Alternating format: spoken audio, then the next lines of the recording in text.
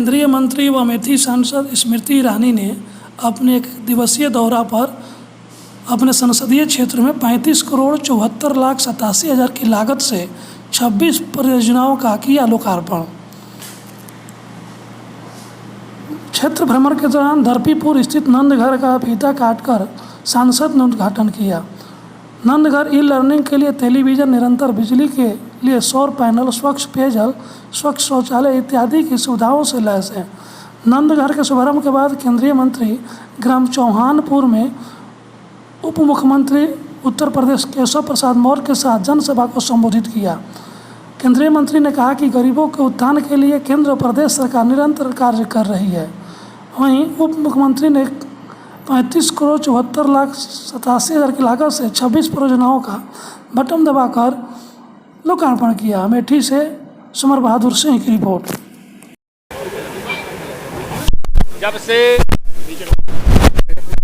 भारत सरकार की सम्मानित मंत्री और अमेठी की लोकप्रिय सांसद हमारी बहन स्मृति ईरानी जी को यहाँ की जनता ने बागडोर सौंपी है, तब से यहाँ पर विकास की गंगा बह रही है।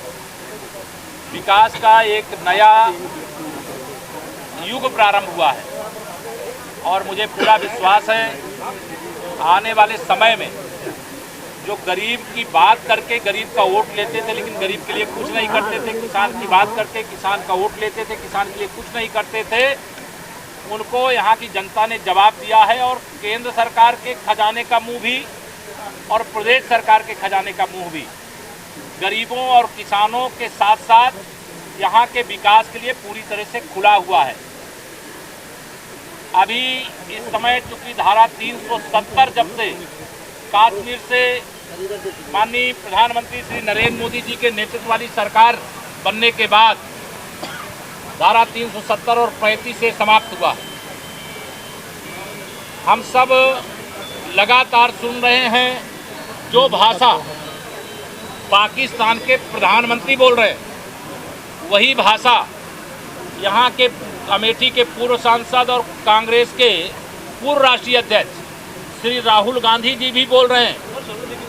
जिस जम्मू कश्मीर में कैंसर की बीमारी की तरह धारा 370 और 35 के कारण आतंकवाद बढ़ा, अलगाववाद बढ़ा, वहाँ से हमारे काश्मीरी पंडितों को, हिंदुओं को निकालने का काम किया गया। आज वह बहुत स्मूथली, बहुत सही ढंग से उस समस्या के समाधान का संसद के दोनों सदनों ने, बहुत सारे सदस्यों ने दल से ऊपर उठ करके देश के हित में माननीय नरेंद्र मोदी जी, माननीय अमित शाह जी के बढ़े हुए कदम को अपना समर्थन दिया। उनका धन्यवाद करते हैं। लेकिन राहुल गांधी जी की हम निंदा करते हैं, क्योंकि उनकी भाषा के कारण जहां भारत पूरी मजबूती से दुनिया में माननीय नरेंद्र मोदी जी के नेतृत्व में अमेरिका के राष्ट्रपति जो 4 दिन पहले मध्यस्थता की बात कर रहे थे और G7 जो फ्रांस के अंदर संपन्न हो रहा है, जब दोनों राष्ट्राध्यक्ष हमारे माननीय प्रधानमंत्री जी, अमेरिकी राष्ट्रपति जी प्रेस के सामने आते हैं तो अमेरिका के राष्ट्रपति के द्वारा पाकिस्तान की जो मांग थी मध्यस्थता की, उसको ठुकरा दिया जाता है। और हमारे प्रधानमंत्री जी का जो सम्मान, जो खिलखिलाहट, जो अपनत्व, जो दोस्ती का परिचय दिया गया, उसको देख करके हर भारतवासी की छाती चौड़ी है। और उस घटना के बाद पाकिस्तान लगातार कहता हम परमाणु शक्ति संपन्न देश है, और मैं कहना तो ज़रा बढ़कर के हो जाएगा, लेकिन पाकिस्तान के लिए अकेले उत्तर प्रदेश पर्याप्त। धन्यवाद। पहली बार एक सरकारी सर्किट हाउस की घोषणा अपने आप में राष्ट्र के प्रति ये संकेत है कि अमेठी में विकास का कितना अभाव था। आज मैं योगी सरकार, केशव जी के प्रति आभार व्यक्त करती हूँ।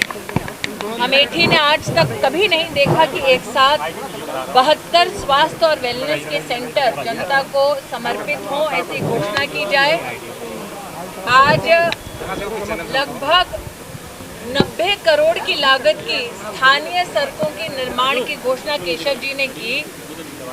अभी मात्र 3 महीना ही, 1 क्वार्टर ही पूरा हुआ है, लेकिन अमेठी में विकास की जो गति वर्षों से लंबित थी, रुकी पड़ी थी, उस विकास को चौमुखी रूप में आज प्रस्थापित करने के लिए योगी जी की सरकार को, केशव प्रसाद मौर्य जी को, मोती सिंह जी को मैं विशेष आभार व्यक्त करती हूँ।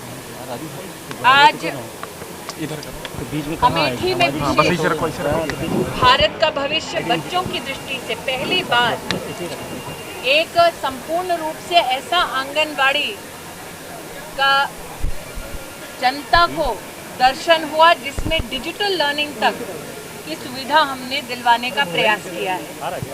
एक गरीब का बच्चा अब उसी व्यवस्था के साथ पढ़ेगा जो सुविधा सिर्फ अमीर परिवार के बच्चों को उपलब्ध होती थी।